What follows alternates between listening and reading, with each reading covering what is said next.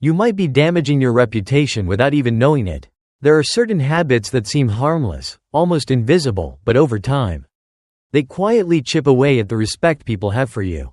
And the worst part? You might be repeating these patterns every single day, totally unaware of the impact they're having on your personal and professional life.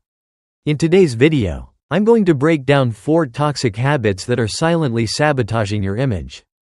If you want to be taken seriously, respected, and remembered for the right reasons, you need to recognize these habits and cut them out for good. But before we dive in, I just want to say thank you. This channel, Stoicism Every Day, exists because of you. Every comment, every like, every time you share a video, it's what motivates us to keep creating content with more depth and intention. Seeing this community grow, reflect, and transform is what drives us forward. So from the bottom of my heart, thank you for being part of this journey of self-knowledge and daily growth. I'm truly grateful you're here. When respect fades away, it's almost never by accident. It's usually the result of small actions, or sometimes things we failed to do, that slowly add up over time. And if there's one philosophy that helps us spot these patterns, it's Stoicism. Marcus Aurelius, the Roman emperor, once wrote, "Waste no more time arguing about what a good man should be. Be one." The same idea applies here. Focus less on what others say, and more on what you actually do. Seneca said the greatest sign of wisdom is to observe yourself honestly. And that's exactly what we're going to do today. Look within.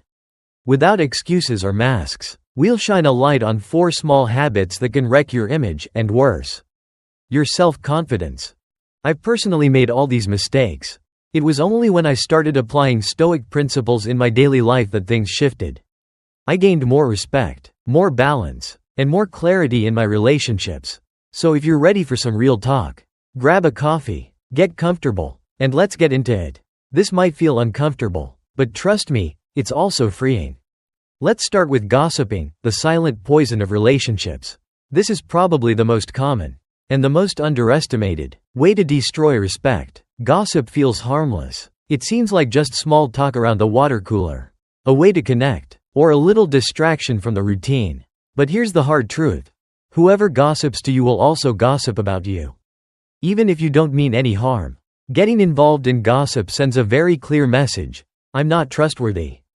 I can't keep secrets. I feed off other people's drama. Back in college, I saw this firsthand. Gossip was everywhere. Most conversations revolved around other people's lives. Who was dating whom? Who did what? Who made a mistake? There was a classmate, let's call her Sarah, who was really private.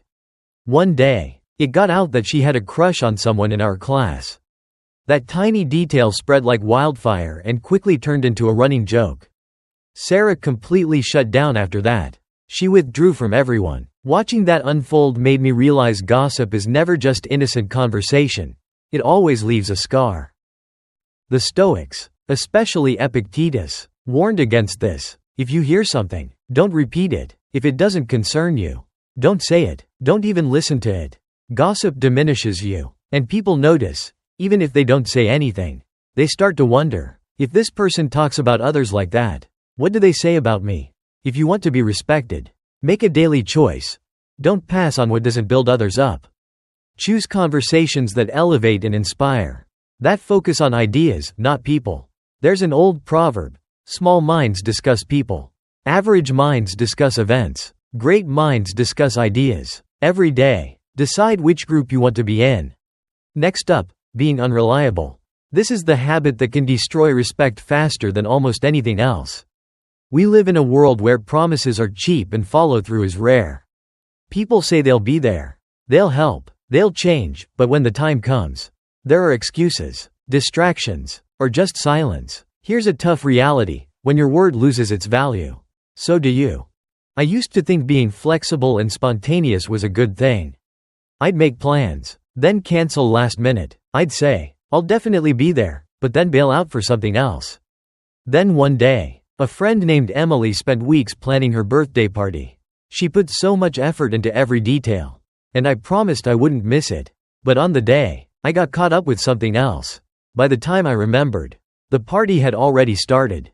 I sent a rushed text trying to explain, and her reply was polite but distant.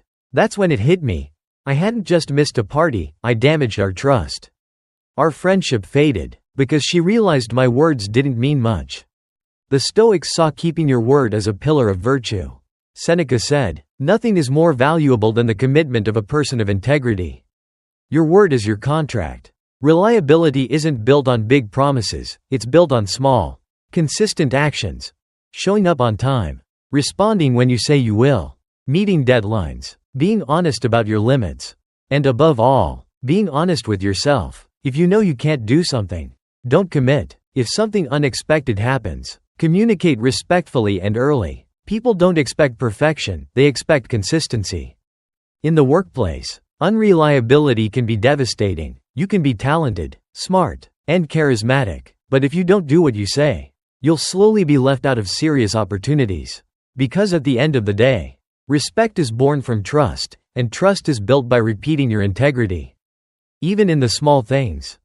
Now, let's talk about interrupting others, when your anxiety speaks louder than your patience. Sometimes, losing respect doesn't come from big mistakes, but from small habits we don't even notice. One of the most damaging is interrupting people while they're talking. It seems minor. Who hasn't jumped in during a conversation? Sometimes we think we're just being engaged or helpful, but interrupting actually sends a strong message. What I have to say is more important than what you're saying right now. Over time, that attitude chips away at respect. Early in my career, I was guilty of this all the time. I was eager, full of ideas, wanting to prove myself. In meetings, I'd barely let anyone finish before jumping in, whether I disagreed, had a suggestion, or just wanted to add something. One day, my manager pulled me aside and said, "You're always ready to speak, but rarely ready to listen."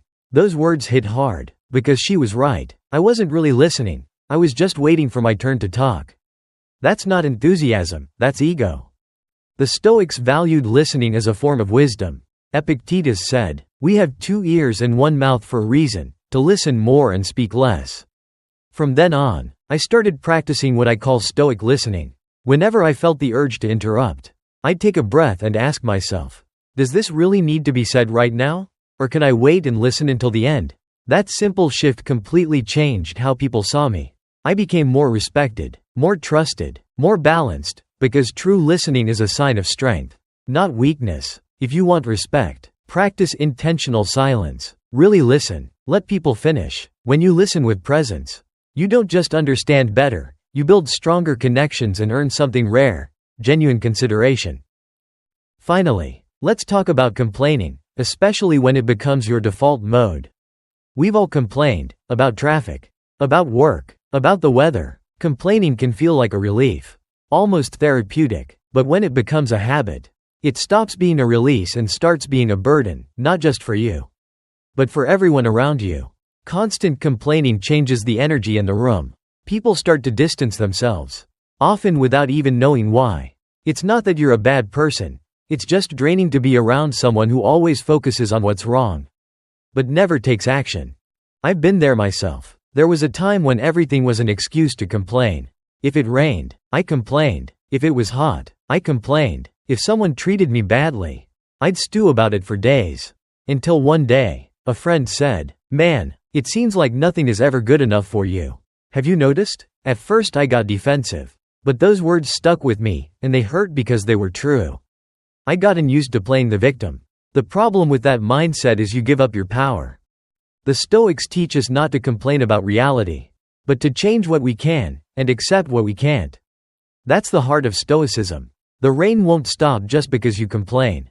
Traffic won't move faster because you're frustrated. But your attitude? That can change everything. Once I started swapping complaints for action or acceptance, everything shifted. If a situation was bad, I left. If something went wrong, I looked for the lesson. If there was no solution, I took a deep breath and moved on. It didn't make me blindly optimistic, it made me lighter. And people around me noticed. If you want to know if you're stuck in a cycle of complaining, ask yourself, do you talk more about problems or solutions? Do your conversations energize you? Or drain you? Are you in the habit of gratitude? Or just complaining by default? Your mind is like a radar. It finds what you train it to find. If you feed negativity, the world looks chaotic. If you train yourself to look for solutions, You'll spot opportunities where others only see obstacles. Respect is also tied to the energy you bring. No one respects someone who's always drowning in complaints. So, starting today, whenever you feel the urge to complain, ask yourself, is this under my control? If yes, act. If no, accept. That simple question, used consistently, can free your mind and your energy. If you've made it this far, congratulations. It means you're willing to do the hardest work, looking within. Because earning respect from others starts with something deeper, respecting yourself. Today, we covered 4 habits that quietly sabotage your image. Gossip destroys trust. Being unreliable weakens your word. Interrupting shows ego and impatience. Excessive complaining drives people away and traps you in negativity. The good news? Every one of these habits can be replaced with Stoic discipline, active listening, integrity, and conscious action. Marcus Aurelius wrote, "The best revenge is to be unlike him who performed the injury." I'd say, the best way to earn respect is to be different from the crowd, to be someone who inspires trust, calm, and presence. If you take one step each day, one habit at a time, you'll notice a powerful shift in how the world responds to you. Now, I want to hear from you. Which of these 4 habits do you recognize most in yourself? Leave the phrase, "I choose to be worthy of respect," in the comments below. And tell me which habit you're ready to change. This not only helps you lock in what you've learned, but it strengthens the community we're building together. If this video helped you, give it a like, share it with someone who needs it, and subscribe to the channel. Here, philosophy isn't just theory, it's practical. And it's meant for real life. See you in the next video. And until then, remember, you're responsible for the energy you bring into the world. Bring what builds up, and leave the rest behind.